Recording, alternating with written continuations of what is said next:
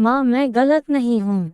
रीमा प्यारी सी चंचल सी, कुछ लड़कियों जैसे गुण तो थोड़ी लड़कों जैसी आदतों वाली थी।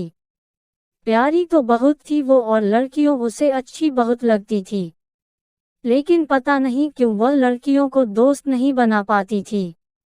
बचपन से बड़े होने तक उसकी दोस्ती हुई तो सिर्फ लड़कों से। जब तक छोटी थी उसके घर वालों को कोई समस्या नहीं थी, ना ही दुनिया वालों को। जैसे ही बड़ी हुई घर वालों ने, पड़ोसियों ने, दुनिया वालों ने उसे ताने देना, उसे सुनाना शुरू कर दिया।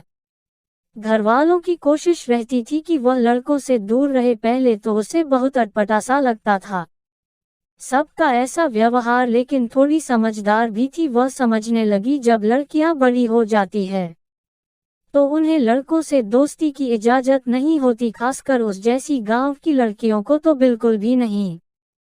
इसलिए वह मन मार कर अपने घर में ही रहने लगी। बस क्लास जाती, पढ़ती और वापस चली आती। लेकिन वह पहले सी खुश नहीं रहती थी, क्योंकि उसके सारे दोस्त छूट गए थे और उसे सबसे ज्यादा दुख था उसके अपने सबसे प्यारे दोस्त के छूट जाने का। राघव नाम था उसका। वह भी इसके जैसा चंचल स्वभाव का था, लेकिन उतना ही समझदार था। पढ़ने लिखने में और अपने क्लास में सबसे अच्छा था, इसलिए सब उसकी तारीफ करते थे। राघव भी उदास रहने लगा था, क्योंकि उसकी सबसे अच्छी दोस्त उससे दूर जो हो गई थी।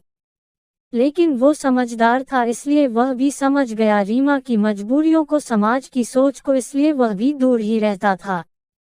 रीमा से यह सिलसिला चलता रहा। एक बार रीमा अपने क्लास की लड़कियों के साथ पिकनिक मनाने दूसरे शहर गए थी। वहां पर वह अपने साथ आई लड़कियों से बिछड़ गई। एक अनजान रास्ते पर शाम का वक्त होने के वजह से वह ज्यादा डर रही थी। अजनबी लोगों से कोई बात भी नहीं करना चाहती थी। वो जिस रास्ते पर वह जा रही थी उसे उस रास्ते के बारे में कुछ भी मालूम ना था। वह सही रास्ते की तलाश में भटक गई। एक सुनसान से जगह में लाख कोशिशों के बाद भी वह सही रास्ते पे नहीं पहुंच पाए।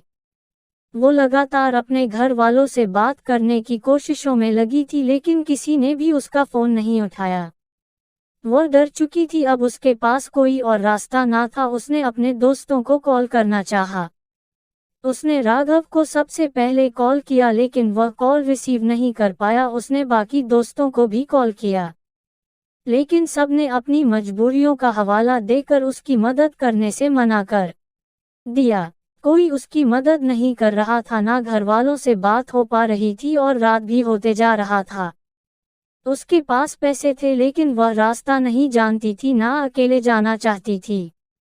वह क्या करे उसके समझ नहीं आ रहा था। उधर उसके साथ आई लड़कियां भी परेशान होकर उसे ढूंढने में लगी थी। जब वह न मिली तो वो सब भी वापस जाने लगी, ताकि रीमा घर में ये सब बताया जा सके। रीमा अब थक चुकी थी, तब उसने फैसला किया कि अब किसी राह चलते इंसान से मदद मांगेगी। तभी उसके फोन में राघव का कॉल आया। वह उससे बात करते करते फूट फूट कर रो पड़ी। राघव ने कुछ देर में आता हूँ कहकर उसे हिम्मत दिया और इंतजार करने को कहा। रीमा एक जगह बैठकर उसका इंतजार करने लगी। राघव ने किसी तरह उसके लोकेशन का पता लगाया और उस तक पहुंचा। रीमा उसके गले लग गई और रोने लगी। उसे लगा मानो एक अरसे बाद किसी अपने से मिली हो। राघव ने उसे चुप कराया, उसे पानी पिलाया और उसे अपनी बाइक पे बैठा उसकी घर के लिए निकल गया। रात करीब 12:30 तक भी रीमा अपने घर नहीं पहुंच पाई। उसका फोन भी बंद हो चुका था। उसके घर वाले भी परेशान थे। रात करीब 1 बजे के बाद वह अपने घर पहुंची राघव के साथ। उसके घर वालों ने बिना कुछ पूछे जाने उसे खूब डांटा। उसके पापा ने तो राघव पे कई तरह के इल्जाम भी लगाए। रीमा की भाभीियों ने रीमा के चरित्र पे कई तरह के लांछन लगाए। रीमा के भाई ने उसे एक थप्पड़ भी लगाया।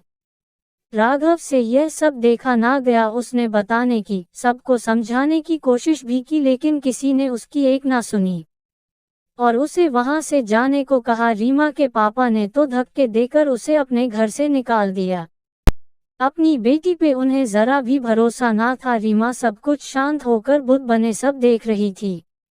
वह कुछ ना बोली। दिल टूट गया उसका उसके घर वालों का बर्ताव देखकर।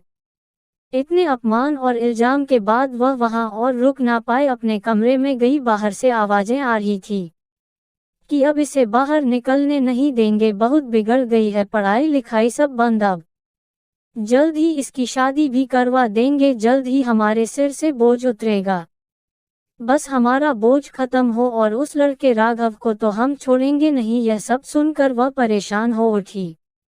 यह सब उससे बर्दाश्त नहीं पाया, वह फूट फूट कर रोई, बहुत रोई। उसे कोई संभालने वाला नहीं था, वहां ना ही कोई उसके आंसू पोंछने वाला था। उसके बाद उसने एक बहुत ही गलत फैसला लिया, जो शायद उसे नहीं लेना चाहिए था, लेकिन वह लाचार थी। फिर 10 से ज्यादा बज गए, लेकिन रीमा के कमरे का दरवाजा ना खुला। उसकी मां ने दरवाजा खुलवाने की कोशिश की। जब अंदर से कोई आवाज नहीं आया तो उसके पापा को बुलाया गया। किसी तरह दरवाजा खोलकर अंदर जाने के बाद वहां प्यारी सी रीमा नहीं, बस उसका बेजान शरीर मिला और उसके बेजान से हाथों में एक कागज का टुकड़ा मिला जिस पे लिखा था, माँ मैं गलत नहीं थी, काश तुम चुप ना रहती माँ, कम से कम तुमने तो समझा होता मुझे।